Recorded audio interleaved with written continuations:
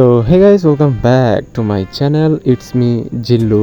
আশা করছি সবাই ভালো আছেন। আমিও আপনাদের দোয়ায় অনেক বেশি ভালো আছি। আজকের ছোট্ট এই ব্লগে শেয়ার করব কক্সবাজার সদর থেকে সি ট্রাকে করে মহেশখালী যাওয়া এবং আসার দুর্দান্ত অভিজ্ঞতা। তো কথা না বাড়িয়ে শুরু করা যাক আজকের এই ছোট্ট ব্লগ। সবার প্রথমে আমরা কক্সবাজার ফেরিঘাট থেকে জনপ্রতি 30 টাকা মূল্যের টিকিট নিয়ে সবাই সি ট্রাকে উঠে পড়লাম। আমরা উঠতে না উঠতেই এই সি ট্রাক আলতোভাবে ছেড়ে দিল মহেশখালীর উদ্দেশ্যে। সি ট্রাকের ছাদ থেকে মনোমুগ্ধকর এই পরিবেশ উপভোগ না করে আমরা আর থাকতে পারলাম না। জাহাজের ভিতরে যাত্রীদের বসার সুব্যবস্থা এবং একটা ক্যান্টিন রয়েছে। 40 মিনিটের এই যাত্রায় দুপাশের মনোমুগ্ধকর পরিবেশ যাত্রীরা উপভোগ করতে লাগলো।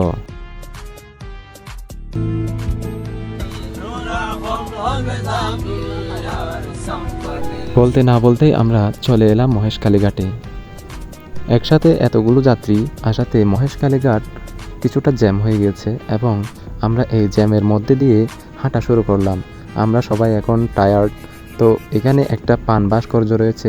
এখন আপনাদের কাছে একটা প্রশ্ন হচ্ছে, মহেশখালী আসলে কিসের জন্য বিখ্যাত তা কি আপনারা জানেন? যদি জেনে থাকেন তাহলে অবশ্যই কমেন্ট করে জানাবেন। এখান থেকে আমরা ফ্রেশ হয়ে সামনের একটা দোকান থেকে খাওয়া দাওয়া করে আমরা রওনা দিলাম আদিনাথ পাহাড়ের উদ্দেশ্যে। মহেশখালীর অন্যতম একটি দর্শনীয় স্থান হচ্ছে মহেশখালী আদিনাথ মন্দির কিংবা মহেশখালী আদিনাথ পাহাড়।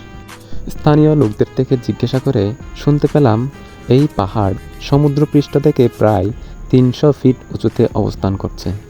এই জন্যই মনে হয় চট্টগ্রামের লোকেরা বলে, হরে আদিনাথর ফার হরে সলেকের হার। সময় চলে যাচ্ছে কিন্তু পাহাড়ের সৌন্দর্য আর শেষ হচ্ছে না। এইদিকে বিকেল 5টায় আমাদের সি ট্রাক কক্সবাজারের উদ্দেশ্যে মহেশখালী থেকে রওনা দিবে।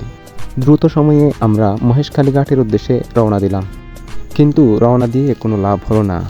1 মিনিটের জন্য আমরা সি ট্রাকটা মিস করে ফেললাম। আমরা 20 মিনিট পূর্বে ঘাটে পৌঁছানোর পরেও আমরা সি ট্রাকটা ধরতে পারিনি। 30 টাকা জনপ্রতি ভাড়া দিয়ে আমরা এই ছোট ডিঙ্গিতে করে কক্সবাজারের উদ্দেশ্যে রওনা দিলাম।